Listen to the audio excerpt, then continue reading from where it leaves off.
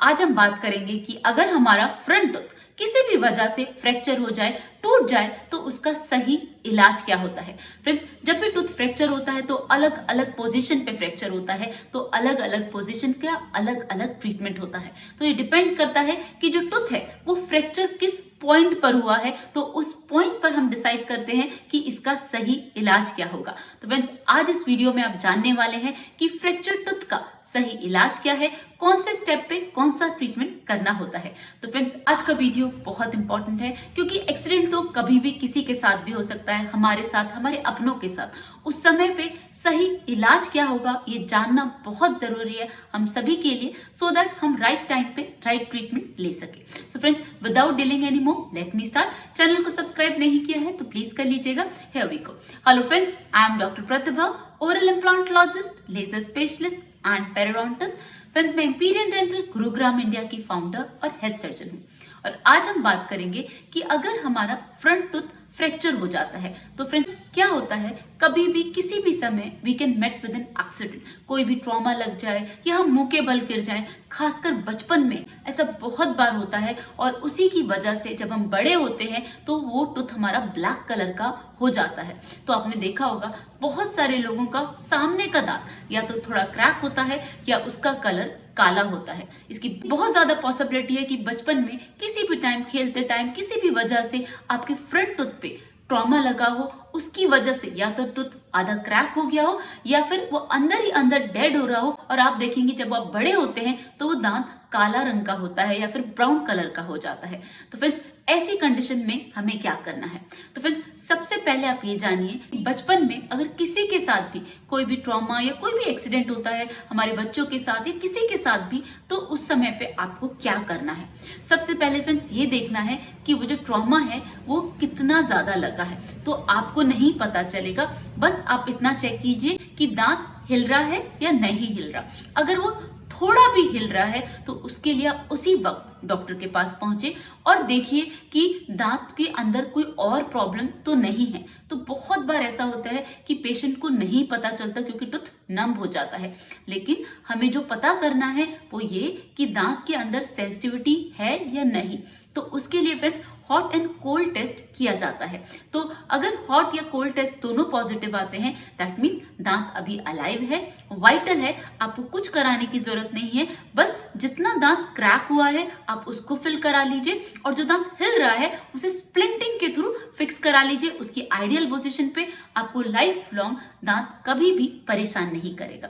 Alright, और इसको एक बार रिकन्फर्मेशन के लिए 1 वीक या 10 डेज के बाद दोबारा से अपने डॉक्टर से कंसल्ट कर लीजिए और देख लीजिए कि टूथ अभी भी वाइटल है या नहीं। फिर से वो hot and cold sensitivity check करेंगे कि दांत में सेंसिटिविटी है या नहीं। अगर सेंसिटिविटी है फ्रेंड्स, ये 100% कंफर्मेशन है कि दांत बिल्कुल ठीक है। ऑलराइट, तो जस्ट इन केस दांत में सेंसिटिविटी नहीं आती, हॉट एंड कोल्ड टेस्ट करने के बाद दांत में कोई भी सेंसिटिविटी नहीं है, ना ठंडा लग रहा है ना गर्म लग रहा है, इसका क्या मतलब हुआ कि दांत की नसें अंदर ही अंदर डेड हो गई हैं। तो पहले हम जिस दिन ट्रॉमा हुआ है उस दिन चेक करेंगे, उसके बाद 10 डेज के बाद फ्रेंड्स हम चेक करेंगे कि दांत में कोई ट्रॉमा है या नहीं। उसके बाद फ्रेंड्स हम 10 डेज के बाद चेक करेंगे कि दांत के अंदर कोई वाइटलिटी है या नहीं।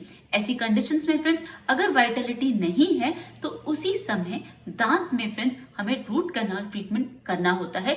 लेकिन उसी समय ऑब्चुरेशन मतलब उसी समय क्लोज नहीं करना होता, सिर्फ और सिर्फ हमें दांत में से सारी नसें, सारा इन्फेक्शन बाहर निकालना होता है और 1 महीने के लिए उसके अंदर इंट्राकैनाल मेडिकामेंट डाल के छोड़ना होता है। ऑलराइट, और जब आपको ऐसा लग रहा है कि दांत बिल्कुल अब ठीक है, उसके आसपास कोई इन्फेक्शन नहीं है फ्रेंड्स, तभी उस पे रूट कैनाल ट्रीटमेंट कंप्लीट करके कैप लगानी होती है। इसके अलावा फ्रेंड्स आपको कोई भी और ट्रीटमेंट नहीं करवाना। सबसे ज्यादा जरूरी है दांत से इन्फेक्शन निकालना और उसके अंदर मेडिसिन डाल के रखना, सो दैट जितने भी आसपास के टिश्यूज हैं वो हील हो जाए, दांत हील हो जाए, वो आगे चल के दोबारा से इन्फेक्शन नहीं क्रिएट करे।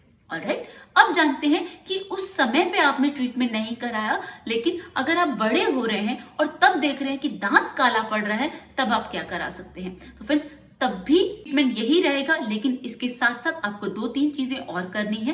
पहला स्टेप, हम रूट कैनाल ट्रीटमेंट स्टार्ट करेंगे, उसके बाद वहां पर मेडिसिन डालेंगे, 1 महीने के लिए छोड़ेंगे, और साथ के साथ फ्रेंड्स हम गम्स और बोन में से प्रॉपर इन्फेक्शन निकालेंगे। तो जब दांत में से, गम्स में से, बोन में से प्रॉपर इन्फेक्शन निकल जाएगा, उसी के बाद फ्रेंड्स वहां पे कैप लगेगी। That will be the final treatment.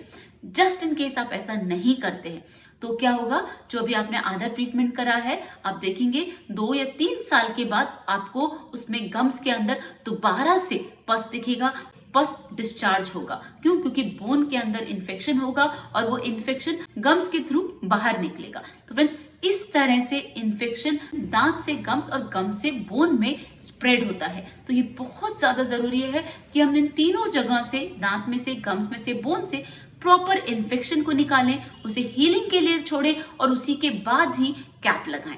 Alright, तो ये तो वो कंडीशन हो गई जब दांत नॉन वाइटल हो जाता है, और अगर हम उसे इग्नोर कर देते हैं तो फिर जब दांत काला पड़ जाता है तब आपको क्या इलाज कराने की जरूरत है।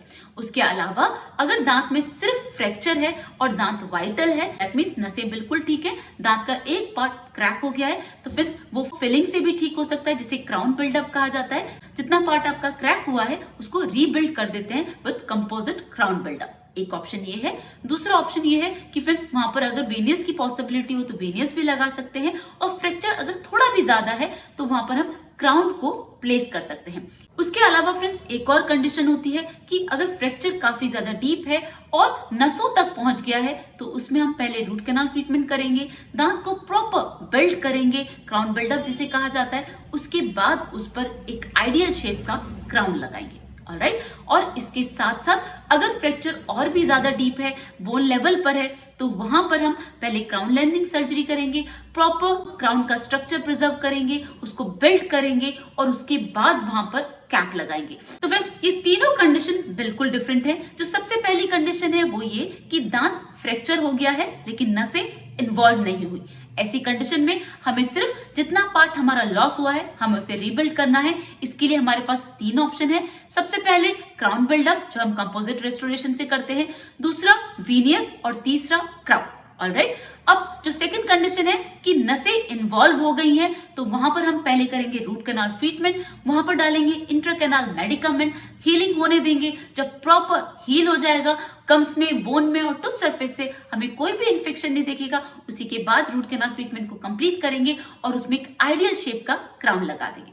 ऑलराइट, अब जो थर्ड कंडीशन है वो ये कि जो क्राउन है वो सर्वाइकल लाइन, नेक से भी ज्यादा फ्रैक्चर हुआ है लेकिन टूथ का स्ट्रक्चर फिर भी सफिशिएंट है। तो फ्रेंड्स, ऐसी कंडीशन में किया जाता है क्राउन लेंथनिंग सर्जरी, कि हम थोड़ा सा क्राउन का पार्ट अंदर से गम से लेते हैं, क्राउन की हाइट को बड़ा करते हैं और उसको दोबारा से रीबिल्ड करते हैं, और जब हमें एक आइडियल शेप का क्राउन मिल जाता है तब फिर हम उस पर प्रॉपर क्राउन को, आर्टिफिशियल क्राउन को प्लेस करते हैं कि जिससे आपकी स्माइल बनी रहे, दांत को निकालना नहीं पड़े, उसी दांत को हम सेव करके एक आइडियल स्माइल आपको दे सके। तो फ्रेंड्स, ये तीनों ऑप्शन है इन तीनों कंडीशन के लिए जब हमारा फ्रंट टूथ फ्रैक्चर हो जाए। तो फ्रेंड्स, अभी भी अगर आपको कोई भी डाउट है कि अगर फ्रंट टूथ का फ्रैक्चर इस पोजीशन पे हो तो हमें क्या करना चाहिए, तो आप मुझसे कमेंट सेक्शन में पूछ सकते हैं। चैनल को सब्सक्राइब नहीं किया तो प्लीज कर लीजिएगा। आज के लिए बस इतना ही। See you in the next video. Thank you so much. Don't forget to flaunt your beautiful smile, and that makes you so beautiful.